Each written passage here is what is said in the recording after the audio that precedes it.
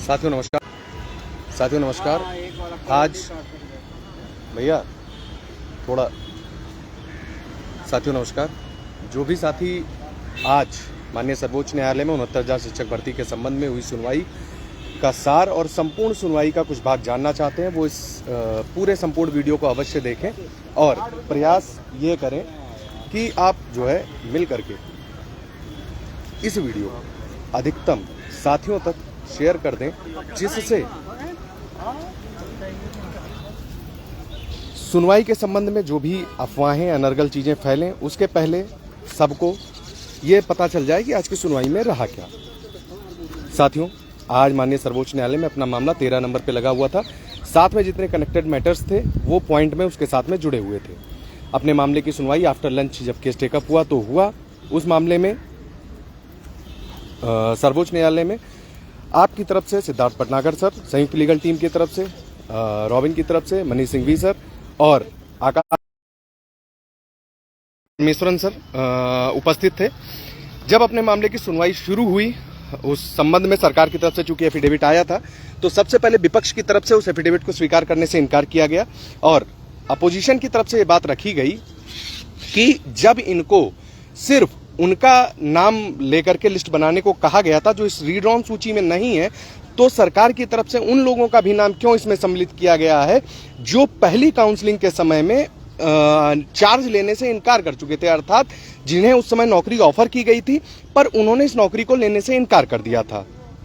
इस संबंध में भाटी मैम की तरफ से यह कहा गया कि जब हम पूरी जितने पासिंग कैंडिडेट थे उनकी लिस्ट को रीड्रॉ करेंगे तो उस कंडीशन में उस मेरिट लिस्ट में वो सभी आएंगे जिन्होंने भले चार्ज लेने से इनकार कर दिया था, लेकिन उनकी मेरिट अभी भी उस स्टेक से हाई है।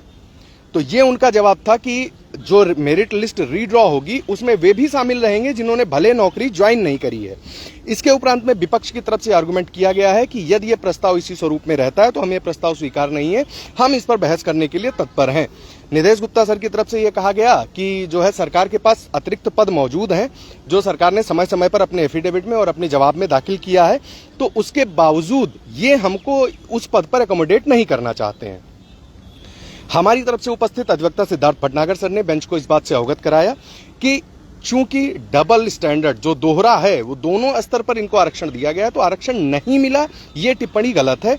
हाँ, जो याचिकाकर्ता, चूंकि डीबी में हम अगेंस्ट में हमारे ऑर्डर आया था इसलिए हम आए हैं, तो याचिकाकर्ता के रूप में हम यहाँ मौजूद हैं, तो प्राथमिकता के तौर पर पहले हमारा पक्ष सुना जाए, उसके बाद में अन्य पक्षों को कंसीडर किया जाए। इसके उपरांत बेंच इस बात पर सहमत हुई और बेंच ने कहा कि हम रिटर्न सबमिशन आप लोग लेकर के आइए और उसके बाद में हम एक डेट देंगे, उस डेट पर हम सुनवाई करेंगे। भाटी मैम ने एक एफिडेविट एक्स्ट्रा फाइल करने की परमिशन मांगी, संभवतः उन्हें भी वो परमिशन मिली है। इसके बाद में सारे पक्षों को एक रिटर्न सबमिशन लिख करके सोमवार जो है जो भी डेट्स आ जाएंगी उसमें जो है दाखिल करना रहेगा। इस बार रिटर्न सबमिशन के लिए किसी को नोडल अभी नामित नहीं किया गया है, तो मोस्ट प्रोबेबली हो सकता है सबको डायरेक्ट अपने एवार्स के माध्यम से या सीनियर के माध्यम से सीधे जो है सर्वोच्च न्यायालय में अपना फाइल करना रहेगा रिटर्न सबमिशन। उसके बाद में एक डेट मिलेगी, उस डेट पर सुनवाई होगी। लेकिन जब डेट देने की बारी आई तो भटनागर सर ने फिर कोर्ट से कहा कि मिलॉर्ड जब आप एक डेट फिक्स देंगे उस समय अधिवक्ताओं की भीड़ हो सकती है दोनों पक्षों से, ऐसे कंडीशन में फिर उसी तरीके की स्थिति रहेगी और सुनवाई प्रॉपर जो है संभव नहीं हो पाएगी। तब बेंच ने यह कहा है कि जो अधिवक्ता आज उपस्थित रहे हैं जिन भी पिटिशंस पे, पहले हम उनको सुनेंगे टॉप प्रायोरिटी पे, उसके बाद में बाकियों को कंसीडर करेंगे। इसके उपरांत जो ये सारी चीजें ऑन रिकॉर्ड सुनवाई के वीडियो में मौजूद है, मैं उसको भी डाल दूंगा। तो बेंच इस बात पर सहमत हुई है कि 5 पक्ष से, 5 विपक्ष से और 1 सरकार के पक्ष से इन अधिवक्ताओं को सिलसिलेवार ढंग से सुनने के बाद में बाकियों को कंसीडर करने के बाद वो आगे बढ़ेगी। अब जो डेट आएगी उसमें होना क्या है, जो डेट आएगी उसमें सबसे पहले रिटर्न सबमिशन फाइल होगा। रिटर्न सबमिशन मैं अपनी बिहाफ पर बता रहा हूं, संयुक्त लीगल टीम की तरफ से पिछली बार भी लिखित सबमिशन आप सब जानते हैं, सर्वश्रेष्ठ रिटर्न सबमिशन गौरव बनर्जी सर की तरफ से हमने फाइल किया था। जितने टीमों के सबमिशन थे उनके बीच में वो सबसे बढ़िया रिटर्न सबमिशन था। ये आप ऑन रिकॉर्ड मौजूद है, मैं फिर से सबमिशन शेयर कर दूंगा, आप सब पढ़ लीजिएगा। लेकिन सावधानी के कारण चूंकि निदेश गुप्ता सर कुछ और नए ऑर्डर्स लेकर के आने वाले हैं और कुछ नए ऑर्डर उसके बाद से आए हैं, अलग अलग हाई कोर्ट्स में, अलग अलग बेंचेस में, उन आदेशों को कंसीडर करने के बाद में और उनकी काट ढूंढने के साथ में ही एक नए सिरे से रिटर्न सबमिशन हम अपने दोनों सीनियर अधिवक्ताओं से बनाएंगे। हमें किसी एवार को हम अपने साथ में रखेंगे, लेकिन सिर्फ एवार के भरोसे रिटर्न सबमिशन के आधार पर हम बढ़ने नहीं जा रहे हैं। रिटर्न सबमिशन में इस बार भटनागर सर का भी और बनर्जी सर का भी सम्मिलित रूप से, चूंकि एक रिटर्न सबमिशन, अगर दोनों याचिकाओं पर सबमिशन करने की परमिशन मिलती है तो हम 2 रिटर्न सबमिशन के बारे में विचार कर रहे हैं और हम दोनों फाइल करेंगे। इसके उपरांत जो आज चूंकि बेंच में मैटर सारे टॉप प्रायोरिटी बेस पर ही लगे हुए थे, तो शासन की तरफ से आज निदेशक अनिल भूषण चतुर्वेदी सर और सचिव सुरेंद्र तिवारी जी भी सर भी मौजूद थे और हम लोगों ने उनसे रिक्वेस्ट भी किया कि सर थोड़ा सा स्टेट अगर आगे आकर के इस चीज को और ज्यादा क्लेरिफाई कर दे तो ये मैटर जल्दी खत्म हो सकता है। हालांकि उनकी तरफ से ये कहा गया है कि हम लोग जितना मैक्स टू मैक्स कर सकते थे वो हमने कर दिया है, बाकी आप लोग अपना पक्ष रखने को स्वतंत्र हैं और आप अपना पक्ष अपनी तरफ से रखवा सकते हैं। तो उनके सलाह और सुझाव, कुछ चीजें हैं जो ऑन रिकॉर्ड जो है चीजें नहीं आ सकती हैं, उसके बारे में समूहों में जो है आप सबको समय समय पर अवगत करा दिया जाएगा। इसके अलावा जो एक और महत्वपूर्ण बात जो बेंच के सम्मुख हुई है, बेंच ने पहले तो बेंच इस बात पर राजी हो गई थी कि केस मेरिट पर सुना जाएगा, लेकिन भटनागर सर ने रिक्वेस्ट किया कि सर एक बार एफिडेविट पढ़ लिया जाए, जिससे एफिडेविट में जो हमारा है और इनका दोनों का जो ऑब्जेक्शन है उस चीज को समझ लिया जाए। मनीष सिंघवी सर ने भी और भटनागर सर ने भी स्पष्ट तौर पर कहा कि हमें इस प्रस्ताव पर आपत्ति नहीं है, लेकिन शर्त यह है कि कार्यरत शिक्षकों को यदि लिखित में कोर्ट या स्टेट ये स्पष्ट कर दे कि उनको हटाया नहीं जाएगा या उनको सेफगार्ड या प्रोटेक्ट कर दिया जा रहा है, तो इस प्रस्ताव पे हमें ऑब्जेक्शन नहीं है। अदर एक्सरसाइज जो भी स्टेट करना चाहती है या जैसे भी एकोमोडेट करना चाहती है उस पर कार्यरत शिक्षकों की तरफ से जो पेटिशनर्स हैं यहाँ पर सर्वोच्च न्यायालय में, उनको ऑब्जेक्शन नहीं है। लेकिन अगर कार्यरत शिक्षकों को ऑन रिटर्न रिकॉर्ड जो है हम लोगों को प्रोटेक्ट नहीं किया जा रहा है, इन दैट केस हम इस मतलब प्रस्ताव पर सहमत नहीं है और फिर हम भी मेरिट पर ही बहस करेंगे। इस बात को कोर्ट ने कंसीडर करते हुए आप रिकॉर्डिंग भेजूंगा, उसमें आप स्पष्ट देखिएगा, बेंच ने इस बात को कंसीडर किया और रिटर्न जो सबमिशन एफिडेविट था जो है गवर्नमेंट का, उसे बेंच ने कुछ देर तक पढ़ा और रिकॉर्ड में से उसी में से भाटी मैम से यह प्रश्न पूछा कि जिन लोगों ने नौकरी लेने से रिफ्यूज किया उनको आपने लिस्ट में क्यों शामिल कर दिया है। तब भाटी मैम ने कोर्ट को बताया कि सर जब लिस्ट आपको पिछली डेट पर आपने कहा था लिस्ट रीड्रॉ करके हमको संख्या बताओ, तो जब हमने लिस्ट रीड्रॉ करी तो 1 लाख जो पास आउट थे जितने कैंडिडेट, उन सबको कंसीडर करते हुए हमने लिस्ट रीड्रॉ करी और उसमें वो लोग भी आएंगे जो भले नौकरी नहीं लिए हैं, लेकिन जब मेरिट रीड्रॉ हो रही है तो उनके नाम रहेंगे चाहे जितनी बार सूची बनेगी। फिर अब ये बात आती है कि कार्यरत शिक्षकों के लिए कोर्ट ने कहा, मतलब स्टेट ने उस चीज पर कुछ नहीं बोला है और कोर्ट ने फिलहाल इस पर कोई टिप्पणी नहीं की। कोर्ट ने एफिडेविट को पढ़ा और उसमें यह नहीं लिखा हुआ था कहीं भी स्टेट की तरफ से कि हम कार्यरत शिक्षकों को प्रोटेक्शन दे रहे हैं, तो इस वजह से कोर्ट ने अभी अपनी तरफ से कोई एडिशनल टिप्पणी नहीं करी है। कोर्ट ने यह कहा है कि आप मतलब कार्यरत पक्ष और विपक्ष दोनों रिटर्न सबमिशन लेकर के आइए और भाटी मैम ने रिक्वेस्ट किया था कि एक एफिडेविट उन्हें भी फाइल करने की अनुमति दी जाए। तो अगर स्टेट के पास अभी भी एक एफिडेविट फाइल करने की अनुमति है, वो एफिडेविट फाइल करते हैं। अगर उसमें वो कुछ बेहतर लेकर के आते हैं, हम भी अब यहां से लौटने के बाद प्रयास ये करेंगे पुनः एक नए तरीके से उनसे मुलाकात करें और मुलाकात करके चीजें और क्लेरिफाई करवाने की कोशिश करें।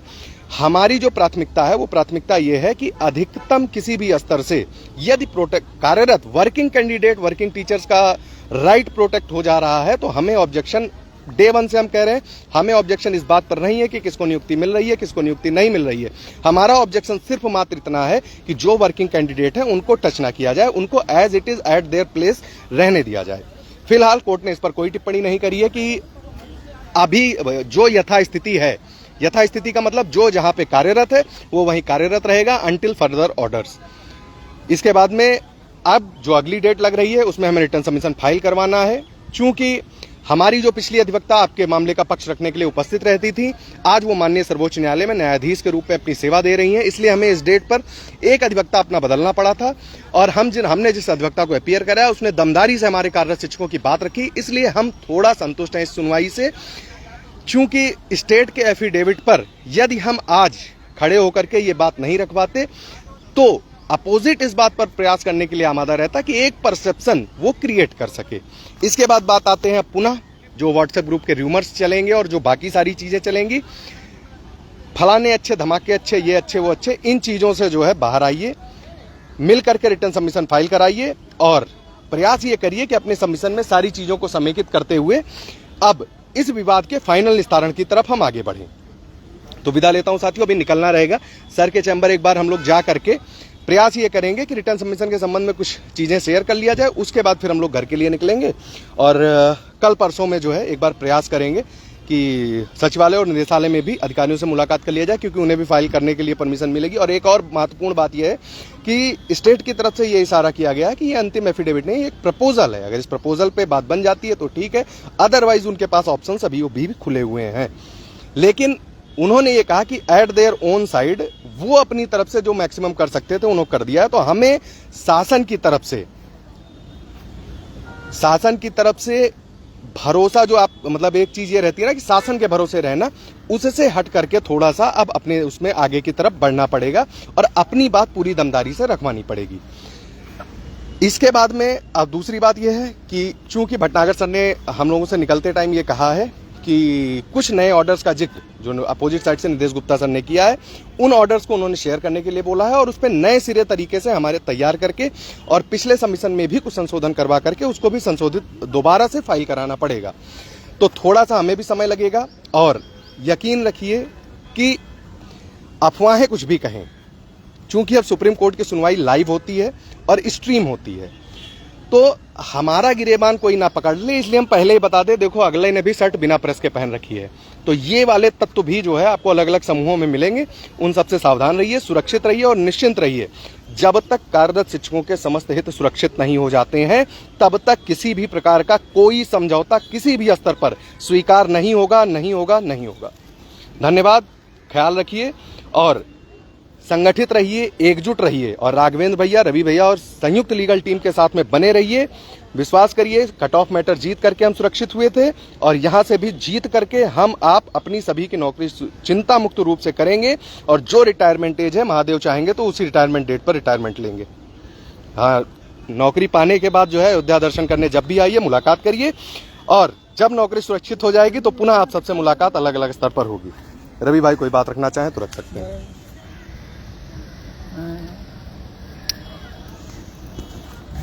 बोलिए रवि भाई, बोलिए।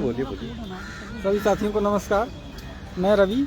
जिस तरीके से आज आप लोगों ने माननीय सर्वोच्च न्यायालय में देखा होगा और सारी याचिकाओं की तरफ से जितने भी अधिवक्ता थे वो वहाँ पे मौजूद थे। हमारे अधिवक्ता भटनागर साहब डायस पे आपको दिखे होंगे और माकूल तरीके से अपना पक्ष रखते हुए कि जो चयनित है उनको न डिस्टर्ब किया जाए, बाकी अगर आप एक्सरसाइज करना चाहते हैं तो उस पे हम सहमत हैं, लेकिन अगर हमारे चयनित जो साथी हैं उनको कहीं से भी छेड़ा जाएगा तो उस स्थिति में हम मेरिट पे बहस करने के लिए तैयार हैं और हमारी तैयारी भी है मेरिट पे बहस करने के लिए। लेकिन चूंकि आज सरकार का एफिडेविट दाखिल था और उस पर सभी टीमों को बहस करना था, जिसको वो मंजूर था, जिसको नामंजूर था, हमें इस शर्त के साथ मंजूर था कि जो चयनित साथी हैं उनको ना डिस्टर्ब किया जाए। लेकिन अब स्थिति ये है कि कोर्ट भी उस एफिडेविट से संतुष्ट नज़र नहीं आई है, जिसमें कोर्ट भी उस एफिडेविट से संतुष्ट नज़र नहीं आई है और 2 पेज का सबमिशन सबको रखने के लिए बोला है। अब उस 2 पेज में कितना बेहतरीन सबमिशन आप रख सकते हैं और कितने आदेशों को संकलित करके और उस पर आप बहस के लिए आगे बढ़ेंगे। अब जब सबका सबमिशन वहाँ पे पहुँच जाएगा, ये केस अब एक तरीके से फिर से वहीं आकर के अटक गया जहाँ से चंद्रचूड़ साहब की बेंच में था। वहाँ पर रिटन सबमिशन देना था, उसके बाद बहस आगे बढ़ती, लेकिन किसी कारणवश मैटर रुका। उसके बाद से वो रिटायर हो गए, फिर से केस इधर उधर चलता रहा और आज भी उसी तरीके से हुआ। बस आज एक अलग मोड़ ये आया है कि सरकार ने अपना जो एफिडेविट है दाखिल कर दिया है, एक कट ऑफ सरकार ने बताया है, लेकिन दत्ता साहब भी उस एफिडेविट से संतुष्ट नज़र नहीं आए, क्योंकि पक्ष विपक्ष दोनों की तरफ से कहा गया है जो 4970 जो ऐसे अभ्यर्थियों को इस लिस्ट में जगह दी गई है जिनका कोई लोकस नहीं बनता, जिन्होंने अपना भर्ती के समय जिनको ज्वाइन करने का मौका मिला था वो ज्वाइन करे नहीं, अब उनका लोकस नहीं है। उन लोगों को लेकर के लिस्ट क्यों बनाई गई? अगर वो लोग इस लिस्ट में ना रहे होते तो जो कट ऑफ है 49.9 की 49.6 की 69.6 की 4 की वो कहीं ना कहीं घटी होती और उसको लेकर के तमाम ऐसे बिंदु निकल करके आए होते। ओबीसी, एससी, एसटी, जनरल सबकी कट ऑफ गई होती नीचे। और अभी ऐसे भी लोगों को इसमें शामिल कर दिया गया है जो अपना नंबर गलत भरे थे, 1 नंबर 2 नंबर या जिनके नहीं ऐसे भी लोग भरे थे जिनका हाई स्कूल इंटर ग्रेजुएशन जो मार्क भरे हुए थे उसमें त्रुटि थी। ऐसे लोगों को काउंसलिंग के समय बाहर किया गया। तो ये एक रॉ लिस्ट ला करके सरकार ने रख दी है। तो ऐसे बहुत से पॉइंट है जो इस पूरे एफिडेविट में है और इससे कि कोई भी पक्ष संतुष्ट नहीं है। हमारा अंतिम और एक ही मात्र उद्देश्य है कि 67,867 और 66,96 की सूची यथावत रहे। उसके बाद से सरकार जो करना चाहे वो करेगी। हम लोग कोर्ट से निकलने के बाद अभी तक बस इसीलिए सुप्रीम कोर्ट में रुके रहे कि यहाँ पर सरकार की तरफ से 2 सीनियर अधिकारी मौजूद थे, उनसे हम लोग मिल करके बात करे हैं। उन्होंने कल परसों का टाइम भी दिया है कि आप लोग लखनऊ आइए, जो रिटन सबमिशन लिखवाना है आपको उसमें वो कुछ भाई सरकार की तरफ से जो भी निकल करके आएगा और सरकार क्या चाहती है कि चयनित किस वे में आगे बढ़ें। अगर उसमें हमारा हित होता है तो सरकार से सारे संवाद करते हुए हम लोग अपने रिटन सबमिशन के साथ आगे बढ़ेंगे। बाकी किस अधिवक्ता को लेकर के हम आगे बढ़ेंगे ये सारी चीज़ें आपको समय समय पर सही तरीके से बताई जाती हैं। जो दूसरे टीम के लोग हैं वो अपने अधिवक्ता के लिए जिम्मेदार हैं, हम अपने अधिवक्ता के लिए जिम्मेदार हैं। ध्यान दिया करें, अपने काम पर और ध्यान दें। आपकी याची लिस्ट में जितने ग्रुप बने हुए हैं सब में समय समय पर लाइव आकर के पोस्ट के माध्यम से सब लोग जानकारी शेयर करते हैं। क्या रणनीति है वो भी शेयर करते हैं। केस से पहले बता देते हैं, शाम को ब्रीफिंग के बाद बता देते हैं। तो फिर जो ये हवाबाजी करते हैं और अपने ही अधिवक्ता को श्रेष्ठ कहते हैं, तो श्रेष्ठ तो सारे देवता अपने आप को मानते हैं। तो आप भी मानिए और अगले को भी मानने दीजिए। इस तरीके से लेकर के आगे बढ़िए। बाकी जो होगा वो शाम तक फिर से पोस्ट के माध्यम से या फिर लाइव जैसे भी जुड़ेंगे हम लोग आप लोगों के बीच में जरूर आएंगे। धन्यवाद साथियों, ये रवि भाई, इन्होंने आपको सारी चीजें स्पष्ट कर दी हैं। और अब हम इस बात को यहीं पर समाप्त करते हैं और विदा लेंगे और प्रयास ये करेंगे। अब एक बार पुनः आप सबसे भी निवेदन करूंगा, रिटर्न सबमिशन के संबंध में आपके भी जो सुझाव हो, जो आदेश हो, जो भी आप साझा करना चाहते हो, बेधड़क याची कहीं भी बने हो, आप किसी भी टीम से जुड़े हो, उससे मतलब नहीं है। संयुक्त लीगल टीम के दरवाजे सभी लोगों के लिए खुले हुए हैं। नंबर है 800 400 74 96। आज से कल तक में जिनके जो सुझाव हो आप बेहतर तरीके से साझा कर दीजिए। 800 400 7496 इस नंबर पर जो भी आदेश, जो भी दस्तावेज, जो भी सुझाव थे जो आपने उस टाइम पे दिए थे, दोबारा भेज दीजिए संशोधित करके। हम सबको समेकित करते हुए प्रयास ये करेंगे कि जैसे पिछला रिटर्न सबमिशन सर्वश्रेष्ठ था आपकी टीम का, उसी तरीके से इस बार भी सर्वश्रेष्ठ रिटर्न सबमिशन और सबसे बेहतर बाकियों से दाखिल कराया जाए सर्वोच्च न्यायालय में। ख्याल रखिए, पुनः मुलाकात होगी। पोस्ट या अन्य माध्यमों से आपको सूचना याची समूह में प्राप्त हो जाएगी।